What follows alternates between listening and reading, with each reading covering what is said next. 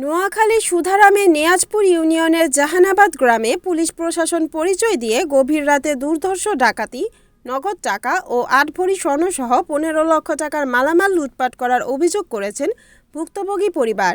এই ঘটনায় উম্মে হানি বেগম বাদী হয়ে সুধারাম থানায় একটি লিখিত অভিযোগ দায়ের করেছে।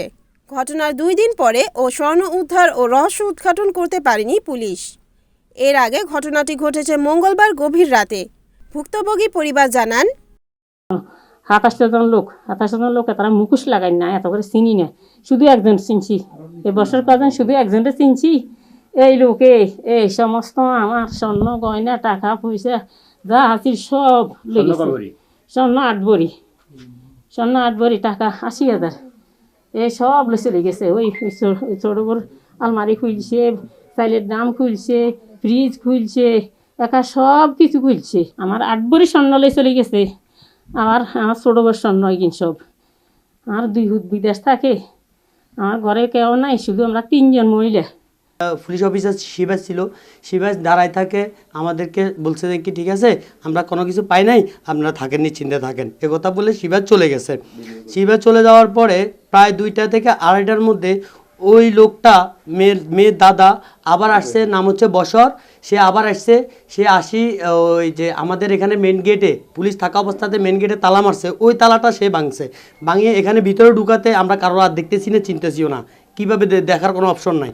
যার কারণে তারা বলতেছে আমরা পুলিশের লোক, আমরা প্রশাসনের লোক, আমরা আবার আসছি, আপনারা গেটটা খুলেন।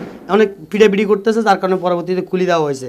খোলার পরে দেখতেছি এটা অতর্কিত আমরা অনেকগুলো বহিরাগত লোকসহ আসি, সেই গালিগালাজ করতেছে, পুলিশকেও গালিগালাজ করতেছে, আমাদেরকেও গালিগালাজ করতেছে। মেয়ের দাদায় বলে যে কি পুলিশ আসছে, পুলিশ নিয়ে এসছে, এরা টাকা খাইয়া এদের পক্ষ হয়ে গেছে, এইসব নানান কাহিনী বলে এরা ঘরের ভিতরে আমাদের মুরব্বীদের যারা আছে মহিলাদেরকে গালিগালাজ করতেছে, আর ঘরের ভিতরে এগুলো লুটপাট করতেছে। প্রথমে প্রশাসনের লোক আসছিল, ওনারা ওনাদের মতো করে গেছে, আমাদের কোনো ক্ষয়ক্ষতি করে নেয়।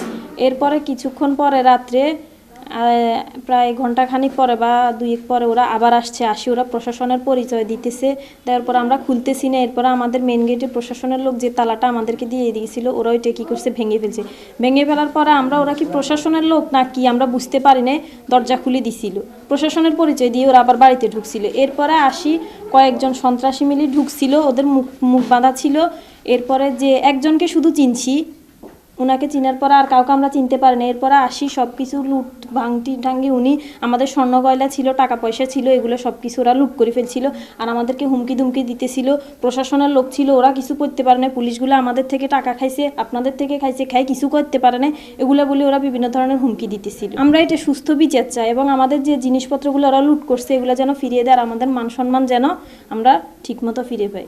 এই বিষয়ে জানতে চাইলে সুধারাম থানার এসআই শ্রীবাস চন্দ্র দাস সত্যতা স্বীকার করে NNTVর প্রতিনিধিকে জানান, আমরা একটি অপহরণ মামলার আসামি সাকিবকে খুঁজতে ওই বাড়িতে রাত 12টায় গিয়েছি, কিন্তু এই সময় আসামিকে না পাওয়ায় আমরা চলে আসি।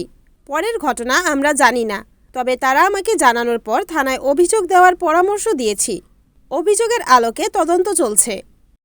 Report Muhammad Suman Bhuiyan, NNTV, Noakhali.